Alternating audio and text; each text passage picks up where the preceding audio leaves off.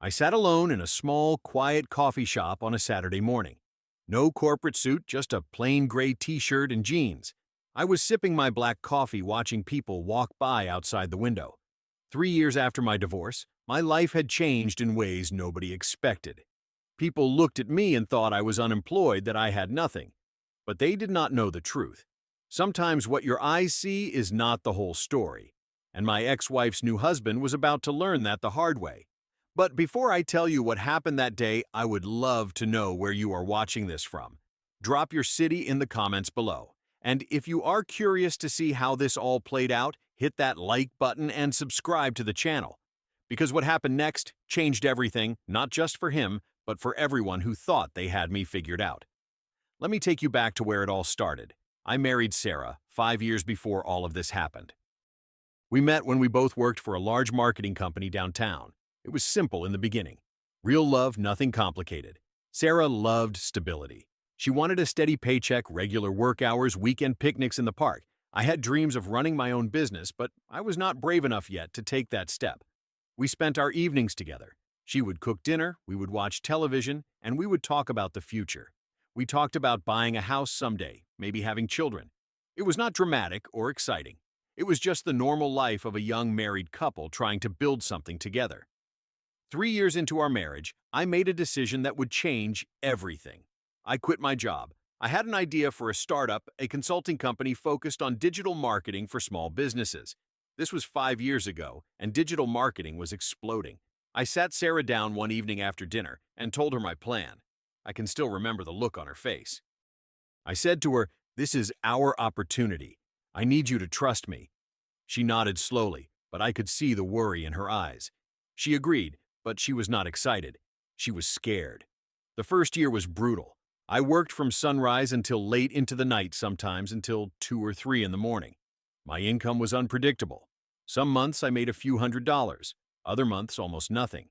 Sarah kept her office job and carried most of our expenses. The warm evenings we used to share disappeared. I was always stressed, always exhausted. She would sit on the couch alone while I typed away on my laptop in the next room. Sarah started complaining about 6 months in. She would say, "I do not see a future in this." The arguments became more frequent. She felt lonely and ignored. I kept telling her I was building something for both of us for our future together. But Sarah was tired. After 2 years of watching me struggle, she had had enough. One Tuesday evening, she came home from work and sat down across from me at our small kitchen table. She said quietly, "I cannot do this anymore. I am sorry."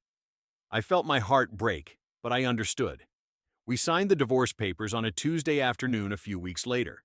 There was no screaming, no throwing things, just sadness, deep, heavy sadness that sat in the room between us. After the divorce, I moved into a tiny one-bedroom apartment. I was alone, but I was determined to prove that I had been right to take this risk. I worked even harder than before. I stayed up until 3 or 4 in the morning drinking black coffee, calling potential clients, sending emails improving my services. I was lonely, but I refused to give up. Then, 6 months after the divorce, something incredible happened. A mid-sized tech company reached out to me. They needed marketing consulting for a new product they were launching. I prepared for days. I walked into that meeting with everything I had. I presented my strategy, answered every question, and showed them exactly what I could do. They signed a contract worth nearly $100,000. I sat in my car after that meeting holding the signed contract in my hands. My hands were shaking. I could not believe it was real. I called my only close friend Marcus and said, "Marcus, I did it. I actually did it." That contract was the turning point. Over the next 2 years, my company grew rapidly. I went from working alone to hiring a team. First 5 employees, then 10, then 20. My clients went from small local businesses to major corporations. Revenue reached several $1 million per year. I opened a new office in a high-rise building downtown on the 12th floor. I named my company Apex Digital Solutions. But here is the thing. I kept my lifestyle simple. I still drove my old car. I still wore t-shirts and jeans most days. I did not post about my success on social media. I did not have a flashy LinkedIn profile. I did not attend many networking events. I just focused on the work. I did not need to prove anything to anyone. I just wanted to build something real, something that mattered. Very few people knew I was the CEO. Only my employees and a couple of close friends knew the truth. So when I ran into Sarah and her new husband, they had no idea what I had become. It was a Friday afternoon, and I had some free time. I decided to go to my favorite coffee shop, the small place where I used to work on my laptop in the early days.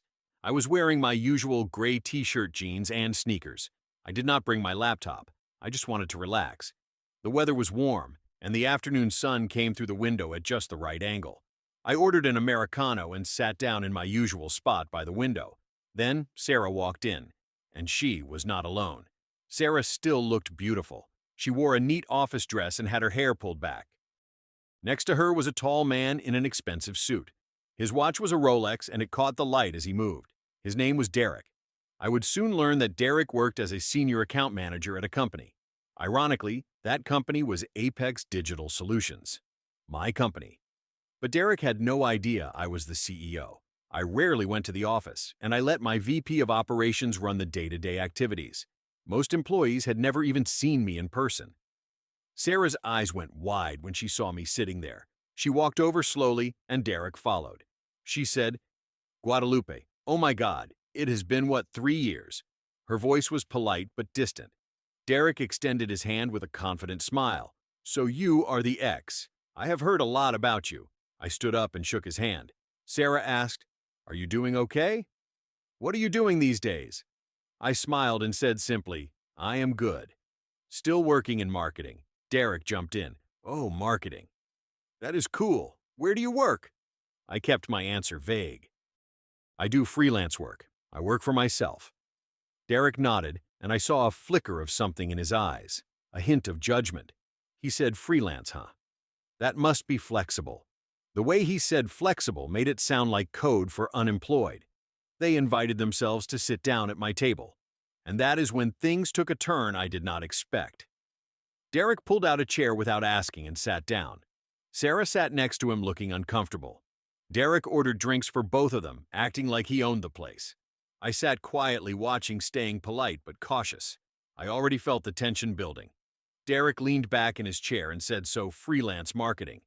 That has got to be tough, right? Especially in this economy." I kept my voice even. "It has its challenges." He continued, "I bet. I mean, no stable income, no benefits. That must be stressful."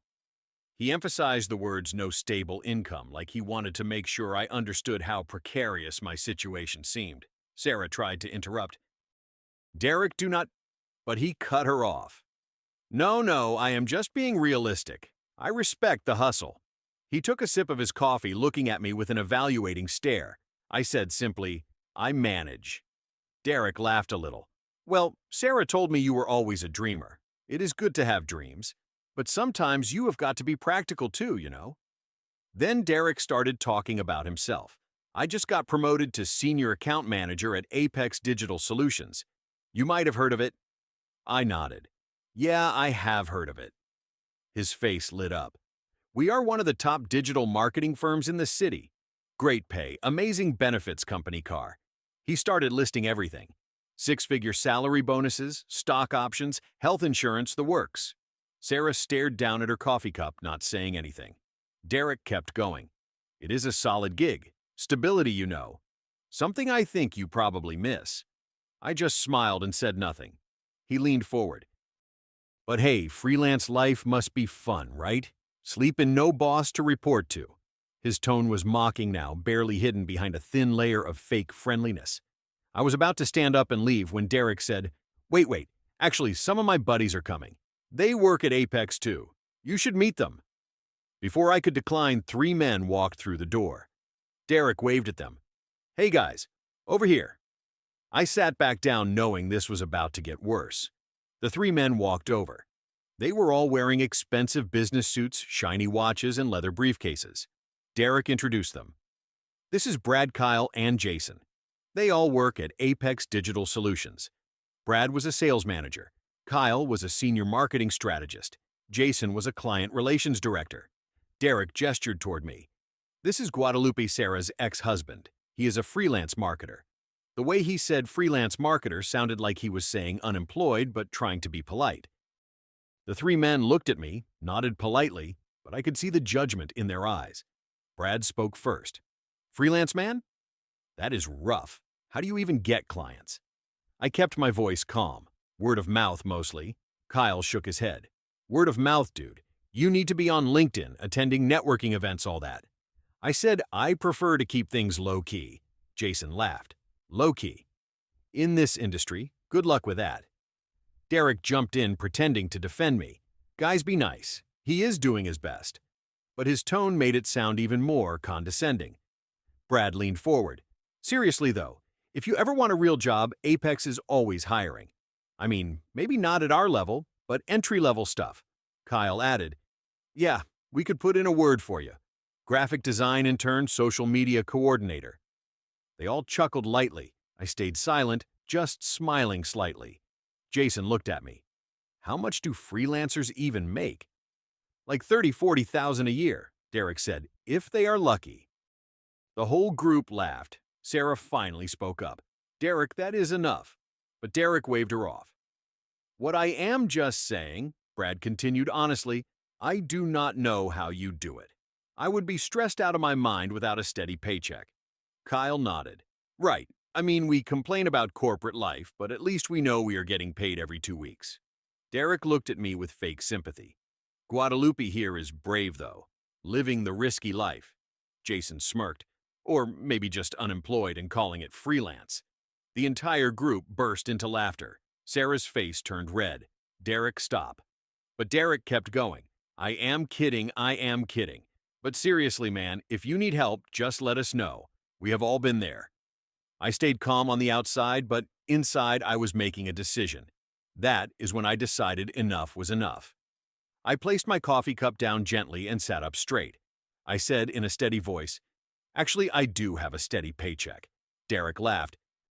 Oh yeah, who do you work for? I looked him directly in the eyes. Apex Digital Solutions. There was a moment of complete silence. Brad laughed nervously. Wait, what? You work at Apex? I nodded. Yeah. Kyle frowned. I have never seen you around the office. I said calmly, I am not around the office much. Jason asked what department. I answered executive. Derek burst out laughing. Executive dude, come on. Stop messing around. Brad joined in. There is no way. We would know if there was someone new and executive. I said, I am not new. Kyle looked confused. Then what is your position? I kept my voice as calm as if I were commenting on the weather. I am the CEO. Complete silence fell over the table. Derek stared at me, then broke into loud laughter.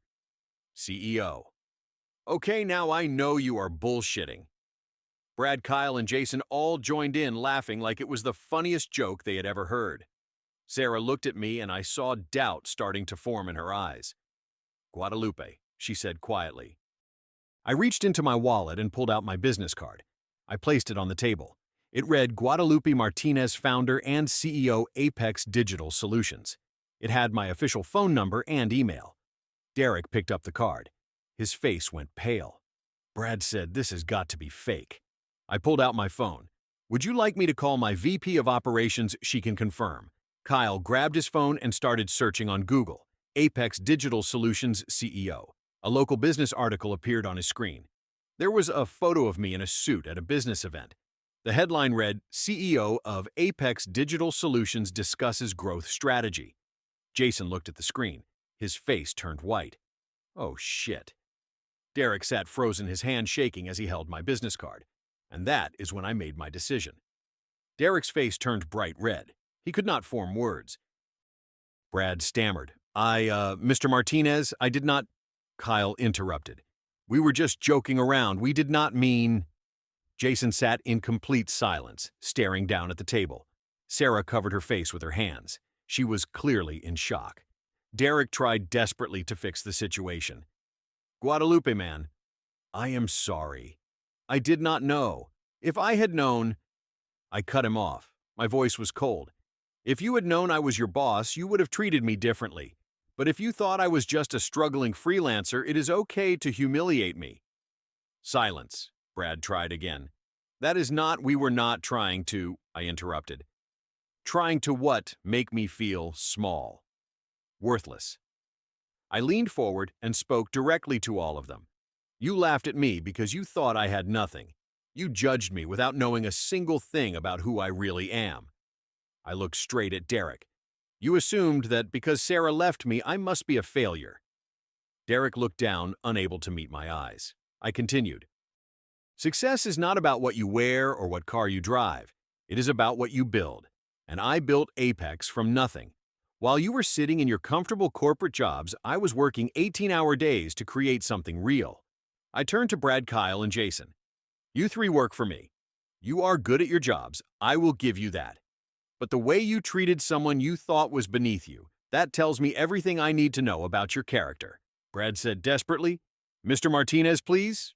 I held up my hand.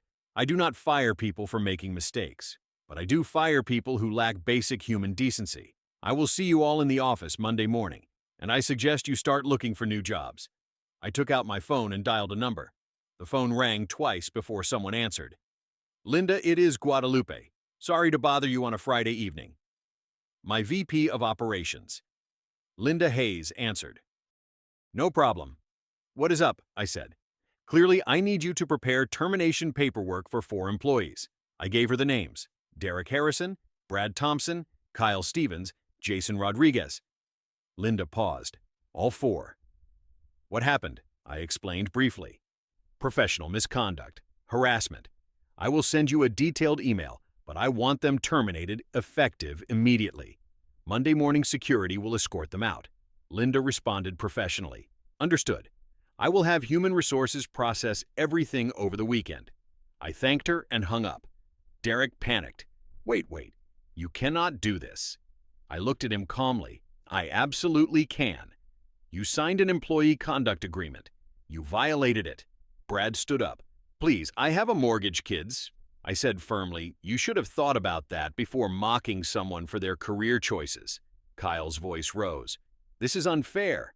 I kept my tone level. What is unfair is ganging up on someone you thought could not fight back. Jason stayed silent. He knew there was nothing he could say.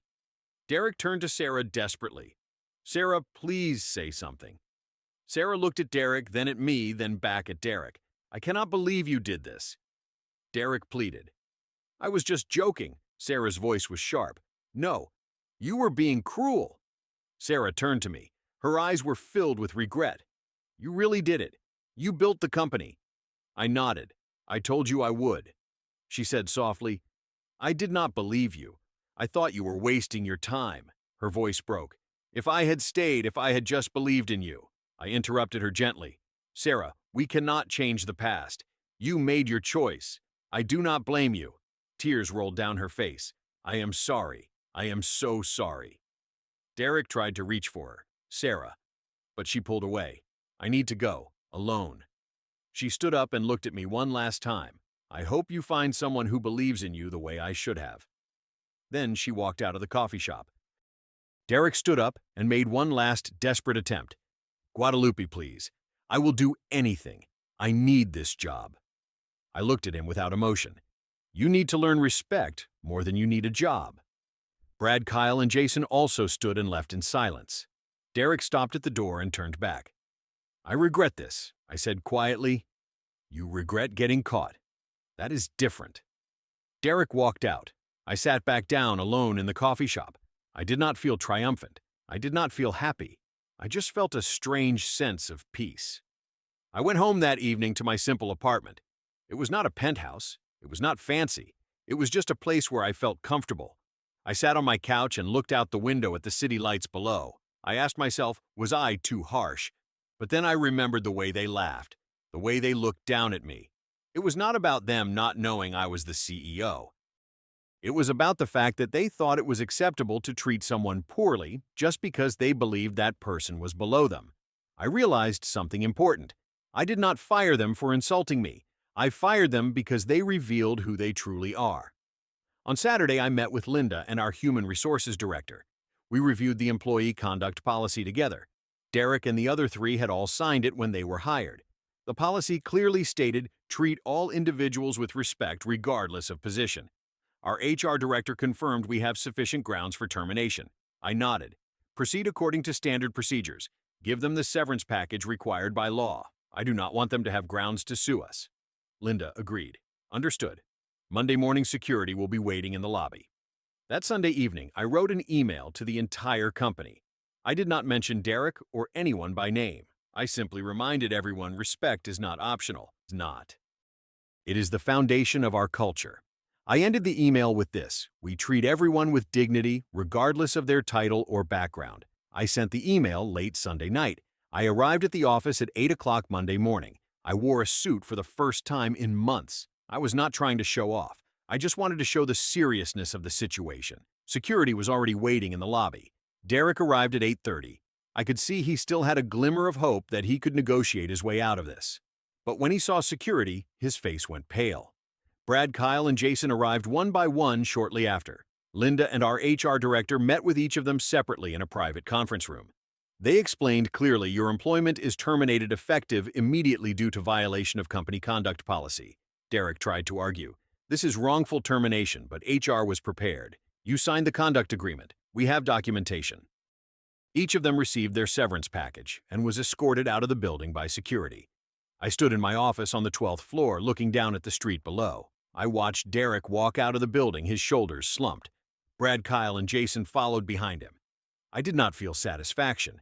I felt sadness. I was sad because they destroyed their own opportunities. I was sad because they never learned how to respect other people. Linda walked into my office. It is done. I nodded. Thank you. She said the other employees are asking what happened. I looked at her. They will know, and hopefully they will learn from it. After everything that happened, I realized I still carried pain from my divorce. It was not because I still loved Sarah. It was because I felt rejected. I felt like I was not worthy of being trusted. There were nights when I could not sleep. I kept asking myself, am I really worth believing in? But then I looked at everything I had built. My company was not successful because of luck. It was successful because of hard work, dedication, and integrity. Slowly, I began to accept the truth. I am enough. I always was. I started taking better care of myself. I went to the gym early in the mornings. I joined a nonprofit organization that helped young entrepreneurs. I reconnected with old friends. Marcus, my close friend from college, became my support system. We spent weekend evenings having dinner, watching movies, and talking about life. For the first time in years, I felt like I was not just surviving. I was actually living. 6 months after the incident, I realized I was no longer angry at Derek or Sarah. I did not feel pain when I thought about the past. They hurt me, but they also helped me realize my own worth. I did not need them to validate me. I validated myself through my work and my integrity. One day, I received an email from Sarah. She apologized sincerely and wished me happiness. She also mentioned that she and Derek had separated. I replied with a short message. Thank you. I wish you well too. And I truly meant it. I learned an important lesson through all of this. The way people treat those they think are not important says everything about their character. Derek and his friends were polite to their bosses and nice to clients. But they were cruel to someone they thought was beneath them. That does not make someone a good person. That just makes someone opportunistic. I applied this lesson to my hiring process. I always observe how job candidates treat our receptionist, our security guards, and our cleaning staff. If they do not show respect to those people, they do not get hired. Once I turned down an extremely qualified candidate because he spoke harshly to our front desk receptionist. I explained to my HR team skills can be taught. Character cannot. I also learned that success is not about titles, money, or cars. It is about integrity. It is about staying true to your values. I could have fired them and felt smug about it, but instead, I felt sad.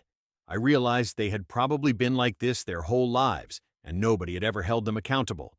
I hope they learned something from this experience. Maybe they will become better people. Maybe they will not. But at least now, they know that actions have consequences. 3 years after my divorce, and 2 years after the incident with Derek, I still sit in the same coffee shop. My company continues to grow. I still live simply. I still wear t-shirts and jeans. I still drive my old car. I do not need to prove anything to anyone. I have met a few new people. I have gone on some casual dates. But I am not rushing into a new relationship. I am focused on building a life I love. People will judge you based on what they see, and sometimes they will be wrong. The key is not to change who you are to fit their expectations. The key is to stay true to yourself, build something meaningful, and let your work speak for itself. Derek and his friends learned that the hard way, but I hope they learned. As for me, I learned that success is not about what you wear or where you work. It is about who you are when no one is watching, and I am proud of who I have become, not because I am a CEO, but because I am a good person first, and that more than anything is what matters. Before I go, I want to ask you something. Have you ever been underestimated by someone who later regretted it? Drop your story in the comments below. I would love to hear it. If this story resonated with you, please hit that like button. It really helps the channel grow. And if you have not already subscribed so you do not miss future stories, share this video with someone who needs to hear that their worth is not defined by what others think. Thank you so much for listening to my story. I hope it reminds you that respect, integrity, and kindness matter more than any title or paycheck ever will. Stay true to yourself, keep building, and remember the people who doubt you today might be the ones asking for your help tomorrow. Take care, and I will see you in the next one.